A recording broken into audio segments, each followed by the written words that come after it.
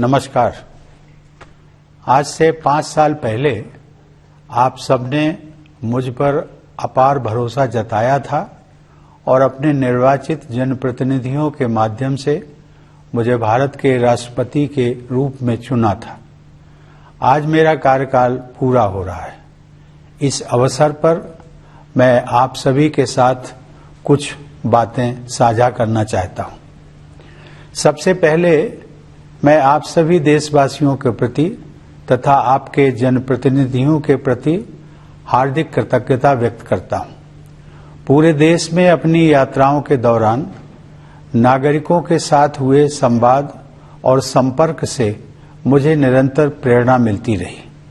छोटे छोटे गांवों में रहने वाले हमारे किसान और मजदूर भाई बहन, नई पीढ़ी के जीवन को संवारने वाले हमारे शिक्षक, हमारी विरासत को समृद्ध बनाने वाले कलाकार, हमारे देश के विभिन्न आयामों का अध्ययन करने वाले विद्वान, देश की समृद्धि बढ़ाने वाले उद्यमी, देशवासियों की सेवा करने वाले डॉक्टर व नर्स, राष्ट्र निर्माण में संलग्न वैज्ञानिक व इंजीनियर, देश की न्याय व्यवस्था को योगदान देने वाले न्यायाधीश व अधिवक्ता, प्रशासन तंत्र को सुचारू रूप से चलाने वाले सिविल सर्वेंट्स, हर वर्ग को विकास से जोड़ने में सक्रिय हमारे सामाजिक कार्यकर्ता, भारतीय समाज में आध्यात्मिक प्रवाह को बनाए रखने वाले सभी पंथों के आचार्य व गुरुजन, आप सभी ने मुझे अपने कर्तव्यों का निर्वहन करने में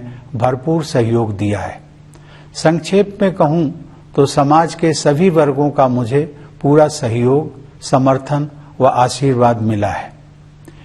मेरे मनो मस्तिष्क में वे सभी क्षण विशेष रूप से अंकित रहेंगे जब मेरी मुलाकात अपनी सेनाओं, अर्धसैनिक बलों तथा पुलिस के बहादुर जवानों से होती थी। उन सभी में देश प्रेम की अद्भुत भावना देखने को मिलती है।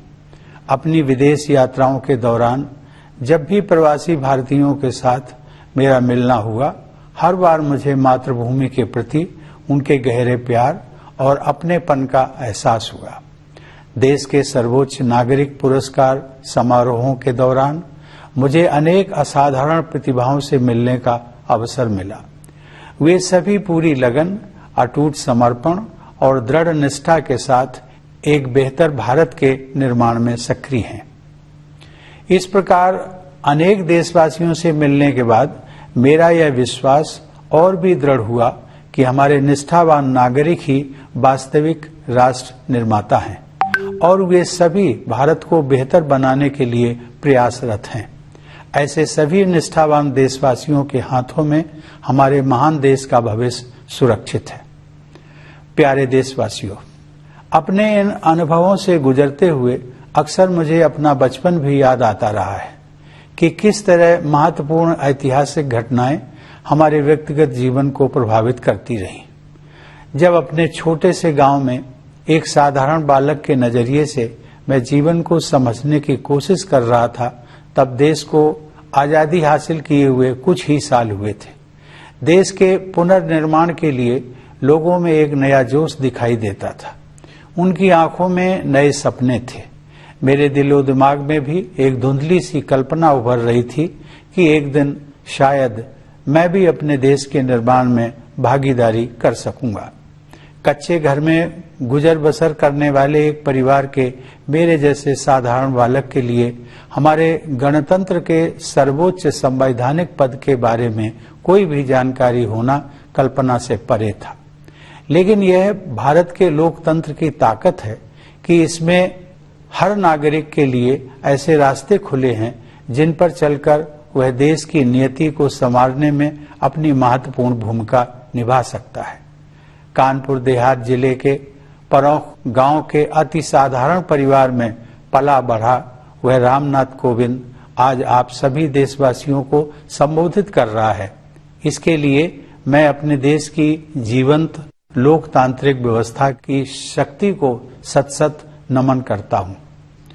चूंकि मैंने अपने गांव का उल्लेख किया है, तो मैं इस बात का भी उल्लेख करना चाहूंगा कि राष्ट्रपति के कार्यकाल के दौरान अपने पैतृक गांव का दौरा करना और अपने कानपुर के विद्यालय में वयोवृद्ध शिक्षकों के पैर छूकर उनका आशीर्वाद लेना मेरे जीवन के सबसे यादगार पलों में हमेशा शामिल रहेंगे। इसी साल प्रधानमंत्री जी भी मेरे गांव परौंख आए और उन्होंने मेरे गांव की धरती का मान बढ़ाया। अपनी जड़ों से जुड़े रहना भारतीय संस्कृति की विशेषता है। मैं युवा पीढ़ी से यह अनुरोध करूंगा कि अपने गांव या नगर और अपने विद्यालयों तथा शिक्षकों से जुड़े रहने की इस परंपरा को आगे बढ़ाते रहें।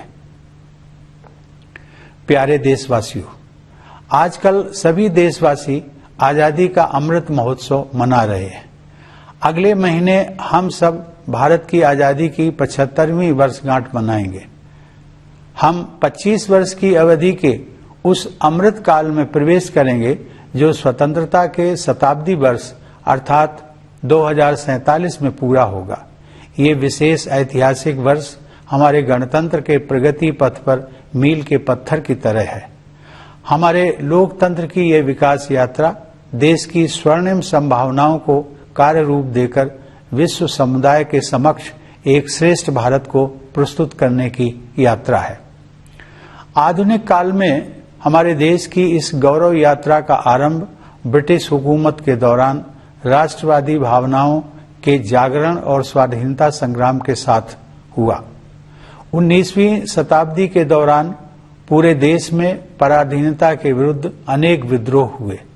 देशवासियों में नई आशा का संचार करने वाले ऐसे विद्रोहों के अधिकांश नायकों के नाम भुला दिए गए थे। अब उनकी वीर गाथाओं को आदर सहित याद किया जा रहा है। 19वीं सदी के अंतिम तथा 20वीं सदी के आरंभिक वर्षों में नवीन जन चेतनाओं का संचार हो रहा था और स्वाधीनता संग्राम की अनेक धाराएं प्रवाहित हो रही थी।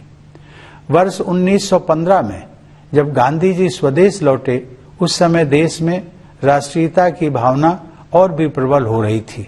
अनेक महान जन नायकों की उज्जवल आकाश गंगा का जैसा प्रकाश हमारे देश को 20वीं सदी के आरंभिक दशकों में प्राप्त हुआ, वह विश्व इतिहास में अतुलनीय है।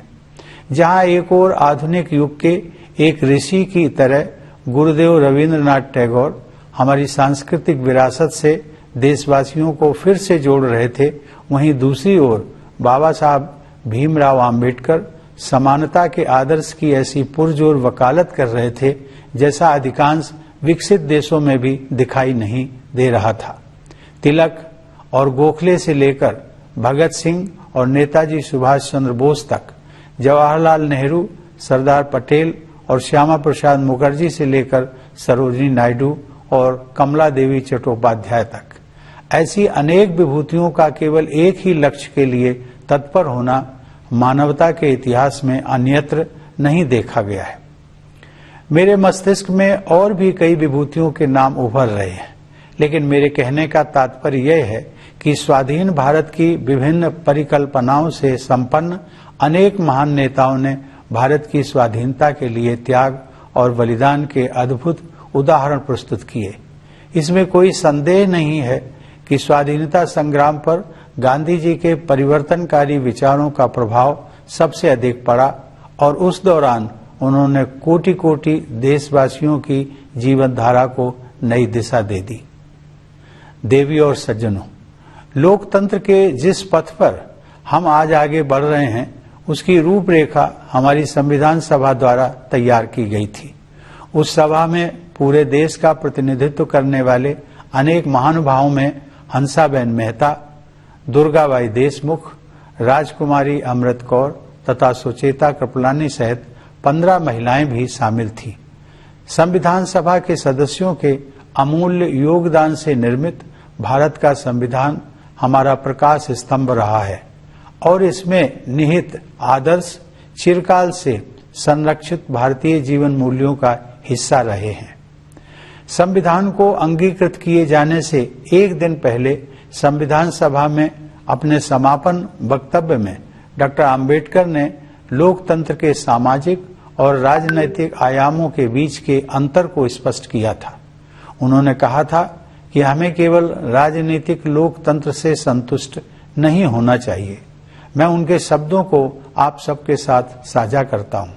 उन्होंने कहा था, हमें अपने राजनीतिक लोकतंत्र को एक सामाजिक लोकतंत्र भी बनाना चाहिए। राजनीतिक लोकतंत्र टिक नहीं सकता यदि वह सामाजिक लोकतंत्र पर आधारित न हो। सामाजिक लोकतंत्र का क्या अर्थ है? इसका अर्थ है जीवन का वह तरीका जो स्वतंत्रता, समानता और बंधुता को जीवन के सिद्धांतों के रूप में मान्यता देता है। स्वतंत्रता, समानता और बंधुता के इन सिद्धांतों को एक त्रिमूर्ति के अलग अलग हिस्सों के रूप में नहीं देखना चाहिए। उनकी त्रिमूर्ति का वास्तविक अर्थ यह है कि उनमें से किसी भी हिस्से को एक दूसरे से अलग करने पर लोकतंत्र का वास्तविक उद्देश्य ही समाप्त हो जाता है। प्यारे देशवासियों, जीवन मूल्यों की यह त्रिमूर्ति आदर्शयुक्त, उदारतापूर्ण और प्रेरणादायक है। इस त्रिमूर्ति को अमूर्त अवधारणा मात्र समझना गलत होगा। केवल आधुनिक ही नहीं बल्कि हमारा प्राचीन इतिहास भी इस बात की गवाही देता है कि वे तीनों जीवन मूल्य हमारे जीवन की सच्चाई हैं। उन्हें हासिल किया जा सकता है और वस्तुतः उन्हें विभिन्न युगों में हासिल किया भी गया है। हमारे पूर्वजों और हमारे आधुनिक राष्ट्र निर्माताओं ने अपने कठिन परिश्रम और सेवा भावना के द्वारा न्याय, स्वतंत्रता, समता और बंधुता के आदर्शों को चरितार्थ किया था। हमें केवल उनके पद चिन्हों पर चलना है और आगे बढ़ते रहना है।